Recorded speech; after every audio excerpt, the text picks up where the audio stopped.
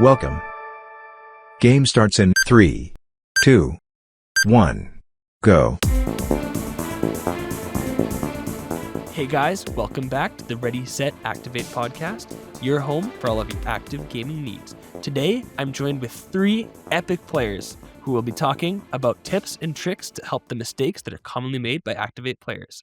First off, we have Greg, also known as SweatySpaghetti, one of the top players at Activate Winnipeg West. We are also joined by Corwyn, who has been grinding up the levels lately.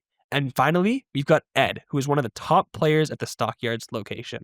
So it's going to be a blast. We're going to have a bit more of a roundtable style podcast today, but it's going to be fun. So, hey guys, welcome to the podcast. How's it going? Thanks for having me. Going great.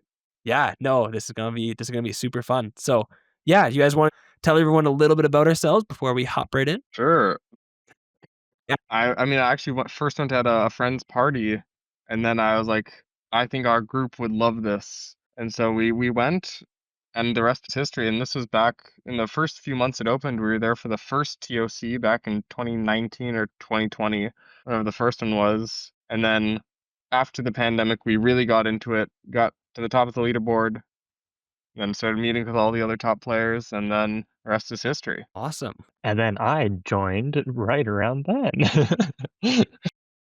Once Gregory was already at the top, practically. That's when me, Ty, and our good friend Benton really started going. We went to the second TOC and the third one. I got 5th. It's been good trying to get 100% of all the levels. It's my most recent goal at Activate, and I got 10 left to go. So Let's go. Well, first off, same thing as Gregory here. I also started playing at Activate during a friend's birthday party, and I went to the laser room and I was absolutely hooked.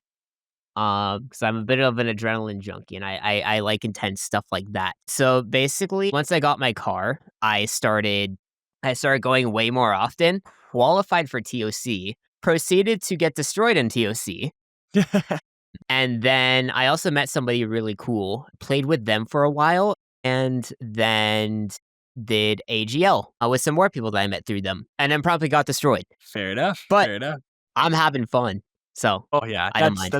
that's the root of it all, right? We're all here to have fun, and yeah, that's again what this podcast is for. We're gonna give you guys tips to kind of get past those points of frustration and get you guys to the points where you guys are able to just rock in there. And even if it sometimes becomes that case where you're getting destroyed, just having a good time through it all. So it's gonna be a blast. Well, yeah. So kind of speaking on that, guys, like what would be some of your tips for some newer players? What do you like common mistakes that you might see in like beginner gameplay?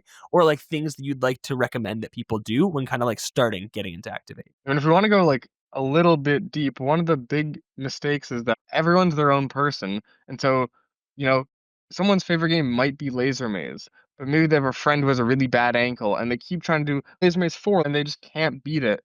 So you have to take into account your whole team. And also, if you've been there before and you're taking someone new, some level 1s are very easy. But if you're trying to jump them and say, here, let's go right into this level 4, you just make sure that it's a level that you can do. Because if you keep trying to bring them to high levels you need before showing them the ropes of the level, they'll fail over and over, and then they won't have a good time. And that's not fun for anyone. Mm-hmm. Yeah, no, that makes a lot of sense. Getting to their level and bringing them up with you, which I think is awesome.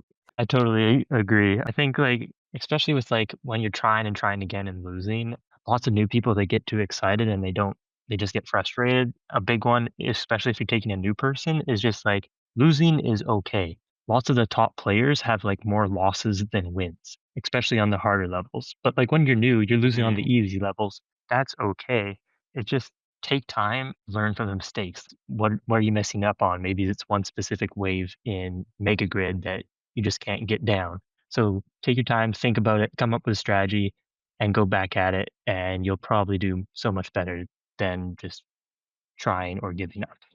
Yeah, so pretty much, I was gonna say roughly the same thing, because I think like if you are bringing a new person to Activate, you ideally want them to like you want to hook them, you want them to you want them to come back. So you kind of have to like put aside your own goals and do mostly what they want to do. Don't be afraid to like introduce like a new player to like new things, right?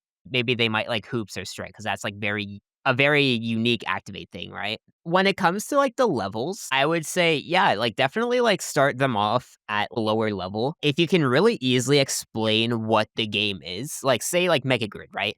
Mhm. Step on the blues, avoid the reds, green is safe. You can like start at like level like 2, 3, because you can easily explain how the game works. It's a very simple premise. But maybe another game that's like a little more advanced, like Relay, right? You would want to start Yeah. that off at like level 1, just so that the game can explain how it works. Totally. Yeah, that makes a lot of sense. And kind of like with that kind of like getting down to players' levels, I think another tip that I personally would bring to the table is like the one that all players have their unique strengths, right? Like I think a good example of this is like when me, Corwyn, and Benton started playing, we all kind of had like our strengths. We'd all play together and we all kind of would have our different roles within the same room, right? So like I'm the guy that's like jumping off the walls, going like crazy, like athletic, but like sometimes I don't think before I move. Whereas Corwyn's very like calculated and he'll see patterns far before I will. And then like Benton's kind of like away like in the middle kind of where he can like move around a little bit, but he also kind of has like that brain power. So I think like utilizing the room, breaking it up, making sure that everybody kind of has like a role for themselves within that room and then playing to people's strengths. There's this really funny trick that I learned with statues when I played it one day. So, you know how it does the countdown, right? Mhm. The music beat goes with the countdown perfectly. So when it does like the boom, boom, boom, Yeah. bow, or like the countdown, it syncs perfectly with the countdown. So you can just listen to that beat. So if essentially what I tell people when I play with them is actually don't like say like a count or anything, like look at the number, see what you need, and then just do it in your head and just Mhm. listen to the game. Huh. And then that way, because you know, like, the exact timer, right? You don't have to keep that mental check. You can kinda, like, keep going until, like, the last millisecond you have Yeah. to actually, like, collect stuff. Surprised none of us other top players have noticed that. That's awesome. Yeah, that's very cool. We count out loud too. Yeah. I'm always the one yelling out. So thinking of specific rooms, like you were talking a little bit about like statues, are there any like other rooms or game specifics that you think are really like important to touch on? I can start with hoops. Just take your time with it, especially for certain games like 15 green. Like watch a couple rounds, see what greens and reds are flashing, and get a hold of the pattern before you start shooting. Saves you tons of lives. And also things for like trivial replaying the room is honestly the best way to beat those high levels. Just those questions can be tough sometimes. Yeah, and there's a limited question bank. Odds are, if you play it enough times, you'll see repeat questions, and then hopefully we'll have known the answer by then. And then there's also the trick of, beating the timer, like throwing a ball into the net just for, like, a cheap shot wherever you need it. And a good tip for grid, specifically in zones, is the worst thing that can happen is that you're standing, it calls a color, and then you run forward looking for it, only for it to be right behind you. So every time you guys finish stepping on a color, take those 1.5 seconds it gives you to get your back to a wall. Because, it's the worst when you just miss it behind you, because that's almost a guaranteed life lost every time. Yeah, definitely. Yeah, I totally agree with this. And like, take a section of the room and like for just regular grid, get all the blues in that section. Or for strategy, like you know the oranges in that section and the pattern they go in. Or flash mines, you memorize the colors in that section. Sectioning up grid is the way to win. 100%. And it's like, don't try to be a hero. If you all take 1/4, the chances are way better than if you try to take 100% and then everyone else takes their quarter and then you forgot your own. Objectively, you should want to do as little as possible and split that evenly, as opposed to, burdening one person. Some people are better at some games, and so split it so that everyone has the same, amount proportional to their skill. But if you can split things evenly for your team, that's how you can really go far. That's totally the way to go. Like for AGL, I sat out for a couple games actually in lasers because I've fallen off a little bit in lasers, and our team did fantastic. Whereas for other games like climb, we have one of our other guys sit out just because climb's not a strength for him, and that's in normal play too, even outside of the AGL. Onto Mega Grid in Sharpshooter that the two halves are mirrored and they are the same thing, I'm pretty sure. But when I do the left half, I nail it. I can clear that whole side and it's awesome. And I try to do the right half, which is the same gameplay, and I fail every time, 5 lives in the drain. So don't be afraid to, say, I want to do this section because I can do this section. If someone else is good at that section, that would really help me out. Can attest to this experience by playing said level with Gregory.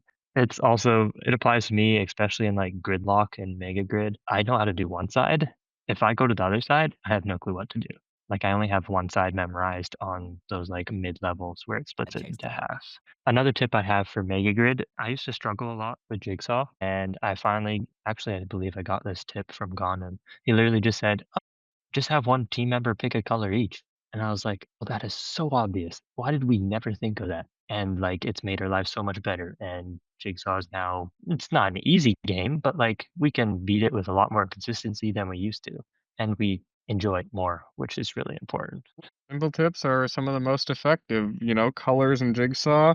And honestly, if you combine multiple simple tips, lights out for that room, you can beat 1 to 10.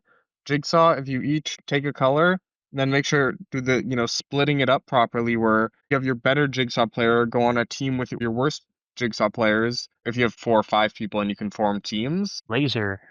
Ooh. There's a lot of freedom that you have in that room in terms of how you can move around in it. So you can take like techniques from like various other arts and such, like say like parkour or paintball, to kind of help you move around faster and more efficiently. So if you want to like roll better, you can pop open some parkour videos, right?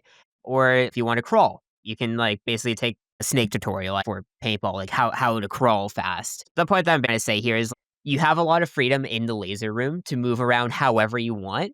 So you can basically just outsource different ways to move around. I got one more kind of very broad tip. It's a basic one, but a lot of people I find don't do it, and it really helps. You're going from one wall to another, and there's the wall on your left and the wall on your right. And depending on your location, one will have a bunch of sensors where you shoot the guns at it, and the other will have the lasers aiming at those sensors. Look at the wall with the sensors because you can see them reflecting on the inside of that circle, and it's way easier to see the outline of the lasers versus if you're looking towards the guns. Yeah. Yeah, I looked the other direction. Wait, Laser Relay V2 has diagonal lasers, meaning we actually have to look at the lasers themselves. I wonder how that's going to change, like the strategy. I think that's that's more look at tricky.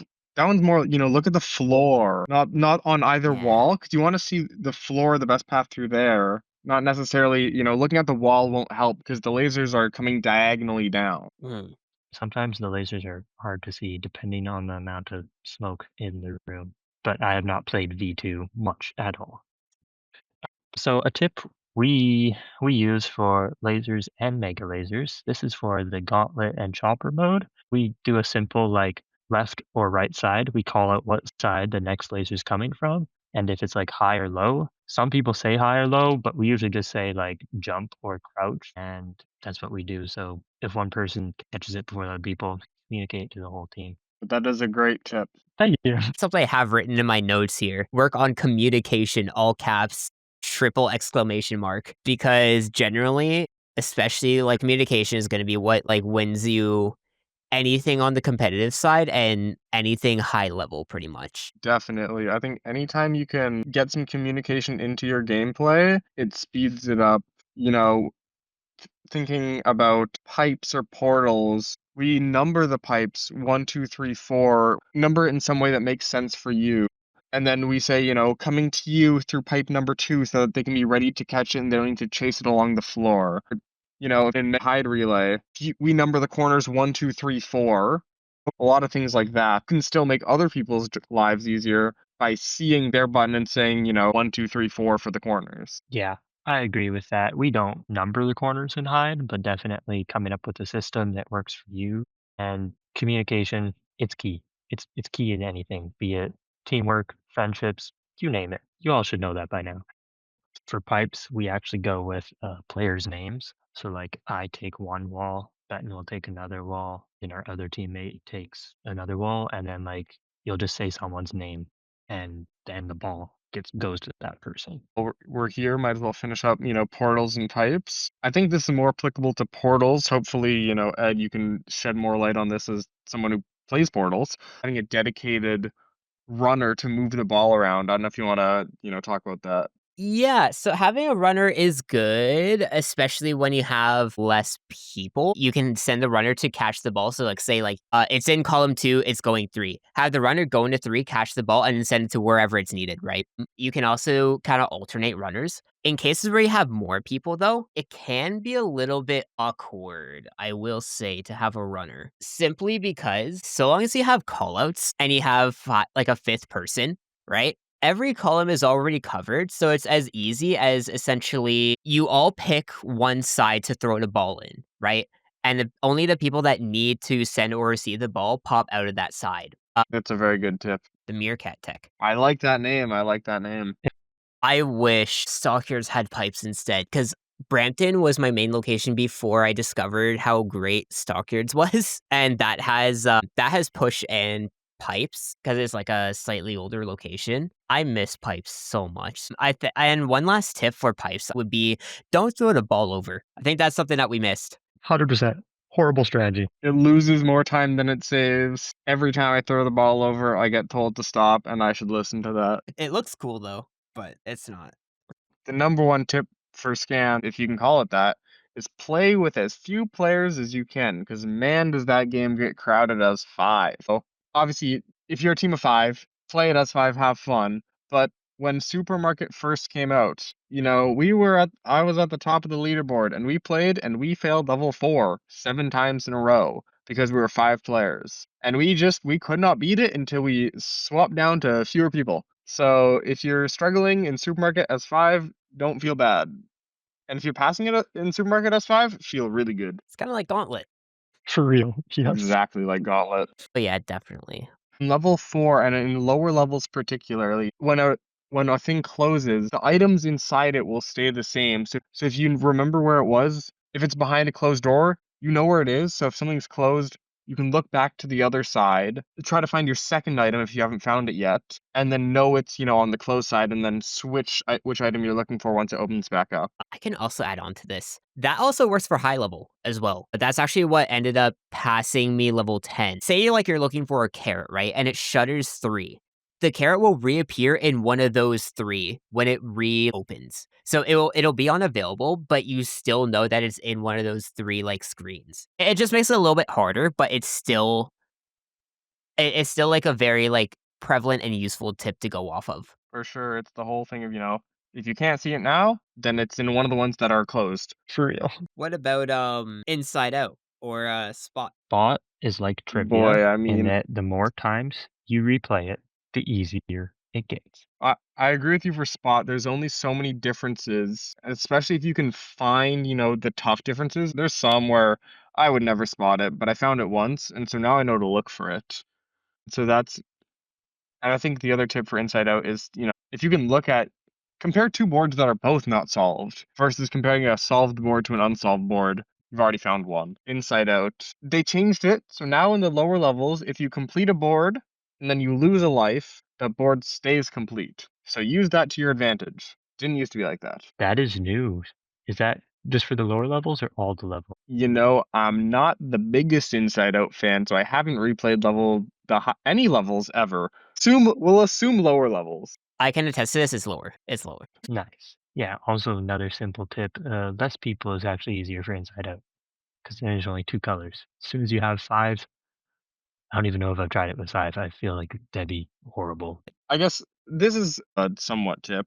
There's either everyone remembers where all of your colors are, and I think that's a not good idea, or, there's 8 boards. So split 8 boards as best as you can, and then everyone remember those boards and go in order left to right, knocking them out. And, whoever has the kind of worst memory, you would give them the first boards to knock out. And then whoever can, hold the pattern in their head the longest, they do, boards 7 and 8 or 6, 7, 8. I think that's the kind of best tip you can do is each person remember entire boards and then work together as a team and clear them all out. Don't jump around, just clearing out your one color. It is so smart.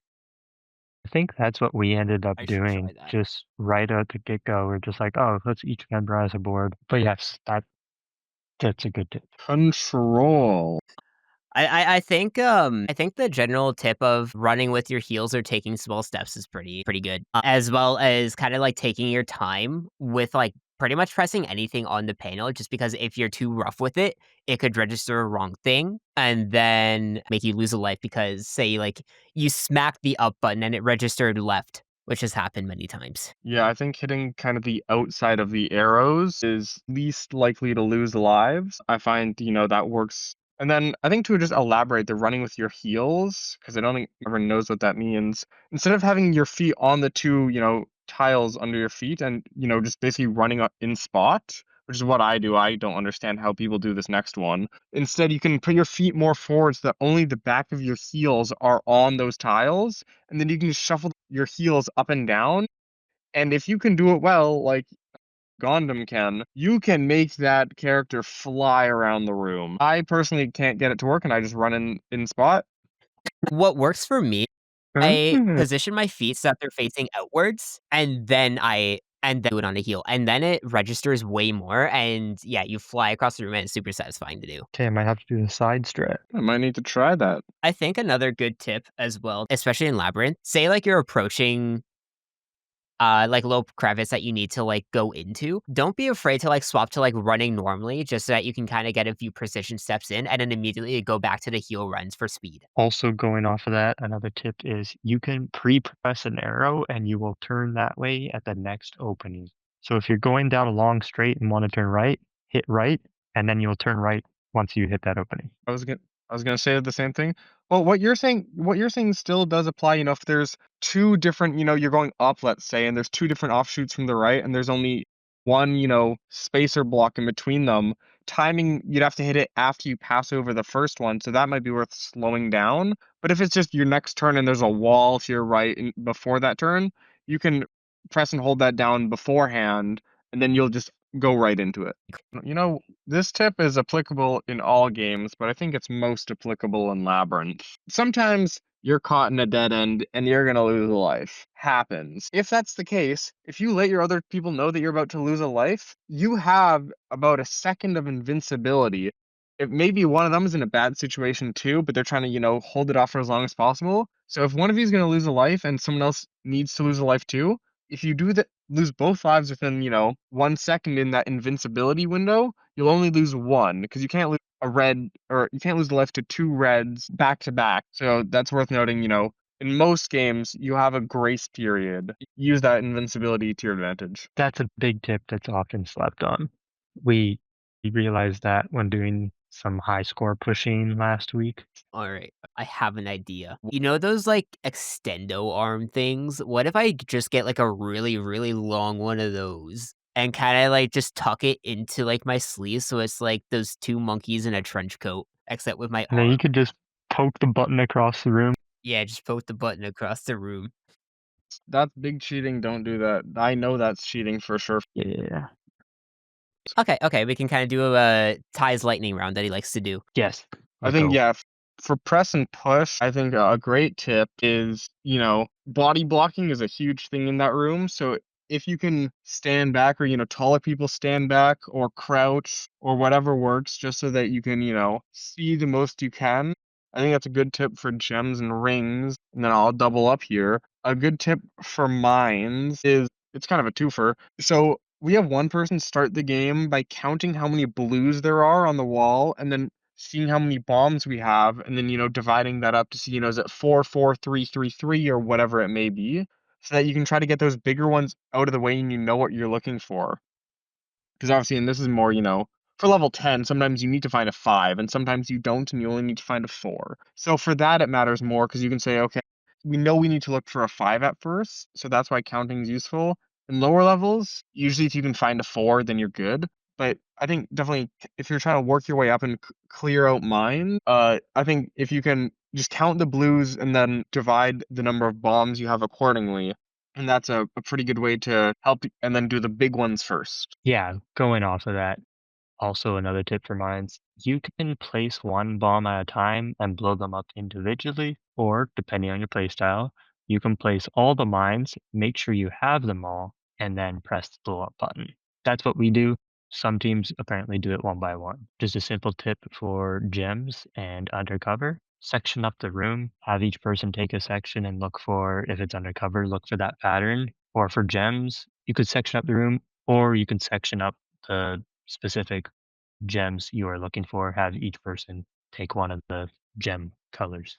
And just real quick before I get into my little tip, because I do have something as well. For those listening, you might not actually be hearing Ty, and that is because his Wi-Fi unfortunately cut out. So we are currently hostless, supposedly. So it is just the guests kind of taking a wheel. But for for my personal tip with Bullet Train, actually, I remember, was it Gondam that said this? But it's helped a lot, which is kind of like dividing the room. Kind of like what you would do when you're looking for anything else, except you're looking for specific buttons as they pop up. So basically, like, say you have three people, one person takes the left portion of the wall, one person takes the middle, and then the other person takes the right. You are looking for basically those specific gems because as they appear, they will never leave. It's a much more efficient way of completing it, and it'll lend you much more consistent results. Throwing techniques. That is a big one. So I'm personally not someone that was into baseball or dodgeball or anything that involves throwing. Okay. I sucked at throwing games. So I kind of experimented with different like throwing techniques. I tried overhand, I tried underhand, I tried like kind of like gauging different things, like holding it in different fingers and all that. And what I learned is if I throw it from the side, if I throw the ball from the side and specifically kind of wait for it to roll off of my fingers, then it's much more accurate and I can throw faster and actually get decent performance. For Bullet Train, in levels 7 and below, uh, the buttons don't move, but in levels 8 to 10, they do. So it's worth just looking and hoping the button appears in front of you. I think the more important tip is there's the buttons, kind of in the middle of the train. Those are the ones you're looking for, obviously. And all of those have a match on the outside. But at some point, not all the ones on the outside have a match on the inside. So a lot of teams pick one on the top rows, and then they try to find where it is within the train, and they can't see it. And that's because it won't always be there. So that's just worth keeping in mind. Yes. And then for strike, I agree with what you said there about, how you throw. I find throwing lighter is way more accurate than throwing harder. And, this isn't baseball. Your pitching speed is irrelevant. If it hits the target, it's perfect. So whatever makes you more accurate. So if you're, whipping at full power, sometimes it goes awry and then bounces off the wall and hits your teammate in the head and then you get yelled at. I definitely haven't done that ever. I was just gonna say that's a big thing. I have some friends who throw really hard and are accurate, but like they throw so much slower because they have that wind up to throw hard. And I'm like, well, I can hit 6 asteroids and they hit 2. There's a reason why they can't do the higher levels. So sometimes a softer throw is faster and just as accurate. Something that does help is to keep in mind the type of screen that you're going for. So if you're going for a screen that's higher up, naturally it's farther, so you will have to throw a bit harder just so that you actually hit the screen that you're aiming for. 100%. Yeah. Do adapt to the height you're throwing at. And there's also another technique you can do, although it's apparently hard, is like scooping and tossing directly from where the balls are, and you don't have to pick them up. Chris can do this quite well. Some of us struggle when we've tried, but could be a good thing to practice.